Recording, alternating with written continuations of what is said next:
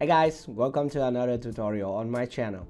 In this video, I'm going to show you how to save your video as an MP4 in ActivePresenter. So this is a question from one of my subscribers. Actually, it is very easy. Let's go to ActivePresenter, okay? So here I am inside ActivePresenter. For your information, I'm using ActivePresenter 8 Pro version. By the way, you can do the same in free version of ActivePresenter, right?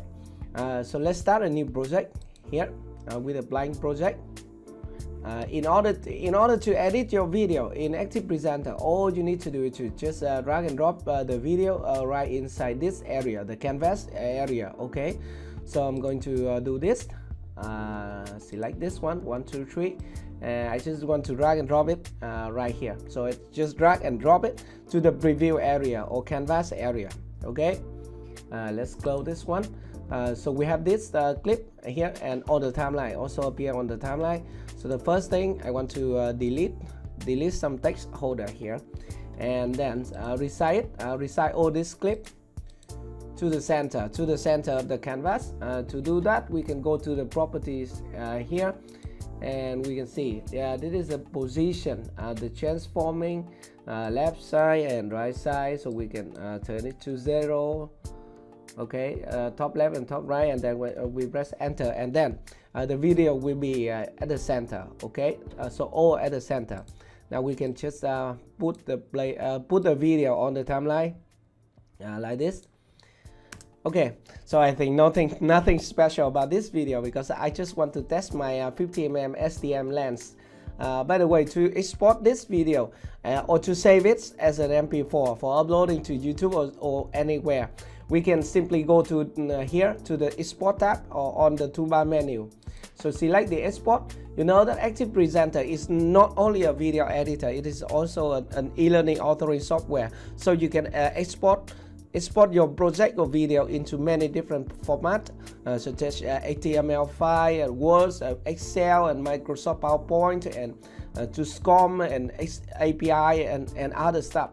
But if you just want to save it as an MP4, then simply go to here, click on the video button here, export to video, then click on that. So now we have some option for you to choose here in the general tab, and here's in the advanced. So in the advanced, we don't need to select anything, but in the general tab, we need to make sure that our output format is in MP4. Otherwise, it may be some other video formats like MKV or WebM or AVI.